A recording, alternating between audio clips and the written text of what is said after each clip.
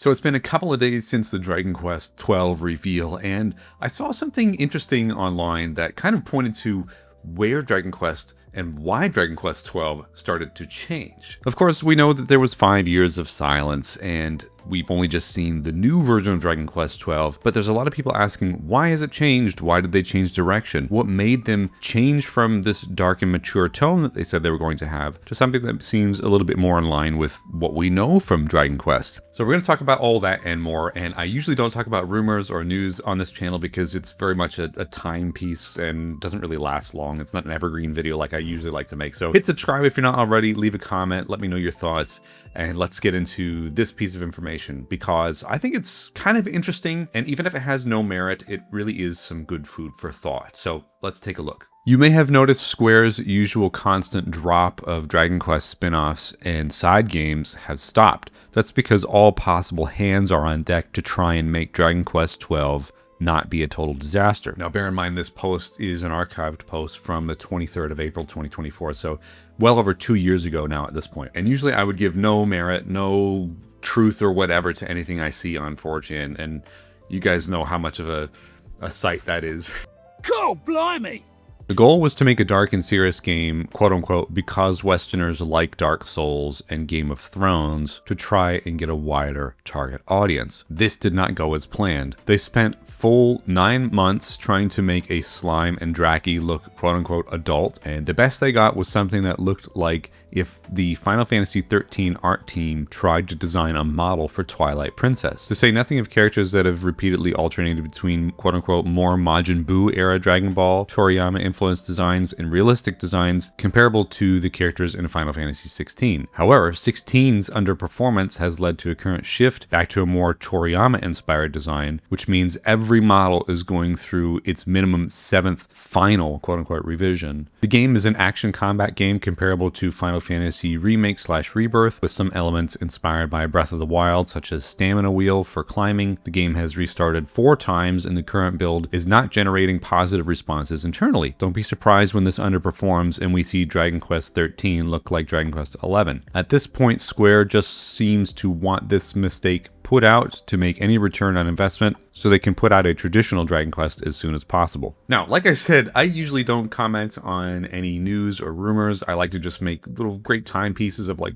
top 10 JRPGs this or whatever. But considering the momentum that I've had over the last couple days with the live stream and then my kind of reaction video, I figured this might be a great way to cap off, a little mini series for Dragon Quest XII. So let's kind of break this down because this is very telling. And if you want to buy into it, I think this makes a lot of sense and explains everything a lot more than just the basic, we wanted to change direction for Dragon Quest. We wanted to make 12 seem a little bit more in line with what you know from Dragon Quest, because again, it was going to be dark and mature, and now they've gone back to something that looks kind of like Dragon Quest, but there's some threads from that quote there that kind of almost align with what we've seen. So let's dive a little bit further now. The first thing that I want to pick up from this is the comparison to Dark Souls and Game of Thrones and then Final Fantasy XVI. And when you look back at that original reveal trailer, although yes, it was only a logo, this doesn't sound impossible at all. The darker logo, the adult tone allegedly, and the silence afterward gave all the impression that Square Enix wanted Dragon Quest to feel fundamentally different for 12. And then Final Fantasy XVI happened.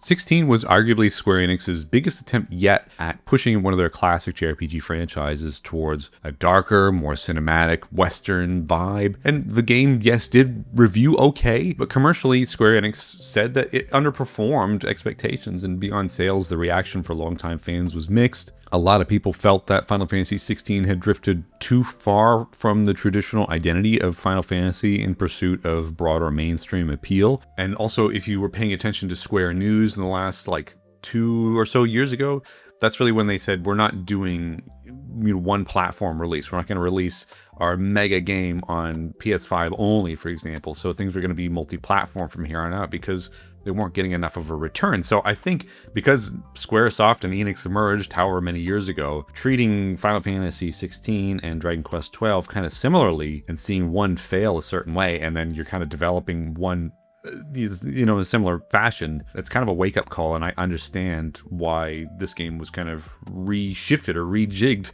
many times in trying to make it more like this when it should be like this. So if Square Enix was already experimenting with making Dragon Quest XII more mature and globally marketable, Final Fantasy XVI might have forced them to reevaluate everything completely. Not because Final Fantasy XVI failed, I guess, but because it might have shown them the limits of trying to modernize these legacy franchises by pushing them closer to Western dark fantasy trends. And if the rumors about Dragon Quest XII being rebuilt multiple times are true, it could also explain why the recent messaging around the game feels different now. More emphasis on classic Dragon Quest's identity, more focus on traditional aesthetics, more celebration of what made Dragon Quest unique in the first place. Dragon Quest XI already proved that the series could succeed globally without abandoning its charm. Colorful visuals and of course the Toriyama-inspired style. So it wouldn't be surprising if Square Enix looked at Final Fantasy XVI's reception and realized Dragon Quest didn't need to become darker or more realistic to grow internationally. If anything, it might have convinced them to move back towards what Dragon Quest already does best. And this lines up with what Yuji Horii said during the reveal, is that we need to refocus on what Dragon Quest is. We're trying to figure out what Dragon Quest is, and I really think they veered off the path and they got scared with what was shown for reception for Final Fantasy XVI. So with that stuff out of the way, let's talk about the little tidbit from this, leak, allegedly, or rumor, talking about the battle system being different. I think what was shown in the reveal trailer, you have the main character running around in almost like a open world Xenoblade style. And what gives me that vibe is jumping up the cliff and, doing a roll, which is all well and fine. But I think that they are maybe going to change the way that Dragon Quest plays. I don't know if it's actually going to be turn-based, or if it is, like I said in my video last week, it might be similar to Trails in the Sky. Where you can wander around the world map and then engage with enemies, hack and slash, and then you can go to a turn-based battle. That's great, but that's not Dragon Quest. And I think people are really scared of Dragon Quest changing, because something that I've learned over the last 2 years of becoming a Dragon Quest super fan now is that it really just feels like comfort food. It's like visiting this place in my memory where I feel comfortable, I feel safe and warm, whatever. I think everybody deserves something like that, or likes to have something like that. So one thing for Final Fantasy to go through many identity crises or changes or genre changes, because that's pretty much what they've done since Hironobu Sakaguchi left and he's no longer in charge of the creative vision. Dragon Quest really just has to stay Dragon Quest. And I think people are starting to think that this might be different, and it might not just be the mature, darker tone that they were talking about in the original reveal. It actually might play differently, and I'm not sure that people are going to like that. But on the other side is people might have been scared for Final Fantasy VII Remake to be what it is. We might have wanted the turn-based combat. We might not have wanted the, action real-time hybrid thing that we have now. And I honestly really love it in retrospect, but I understand where people are coming from if they're a bit skeptical of Dragon Quest doing the same thing, because at that point, it's not really Dragon Quest. Now, the other thing that was mentioned here is that the game has been restarted not once, but multiple times. And I kind of believe that because somebody commented on my last video and basically said something to the effect of, if they're showing us this build of the game, that means it's kind of past the concept stage. They've approved the vibe, the direction, and they're going to continue with that. Obviously, things are subject to change, which is fair enough, but the initial reveal showed pretty much what we're going to get. So out of all of these changes, all the restructuring, everything being kind of realigned, this is what the creative vision is for Dragon Quest XII. And to be honest, after reading all this, I am a little bit worried, but also I'm trying to be a little bit more optimistic as well. We know that people working on this game love Dragon Quest, and maybe they really just think, I don't want to change this too much. So we might get something that's not quite like Dragon Quest XI, which admittedly is going to be very hard to follow, because in my opinion, that was pretty much a perfect game. So any deviation from that classic Dragon Quest formula is going to be really hard to swallow.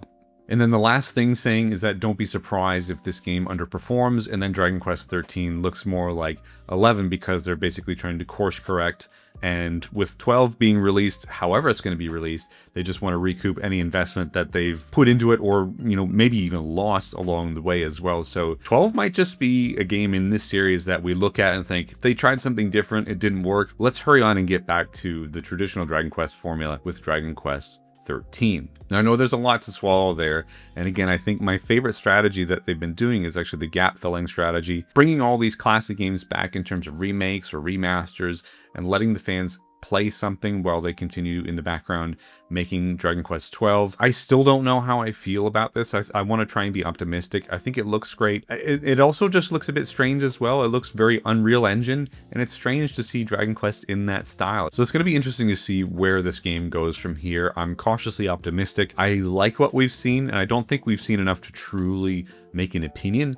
But this thing I saw online, whether it's real, whether it's a rumor or BS or whatever, I think it's interesting to talk about because it might actually explain why Dragon Quest XII took 5 years to actually show anything beyond a logo. And now there's a name change and we can see some stuff here. So they're actually moving beyond the concept stage. And I would say that we see this game or get our hands on it for maybe at least another 2 years. So 2028, I would say, is when we're going to get Dragon Quest XII. So fingers crossed. I would love to know your thoughts. Don't forget to like and subscribe. And no more news and rumor videos for me. I just wanted to comment on that and see what you guys thought as well. So yeah, anyway, back to normal stuff next week. Thanks so much for watching.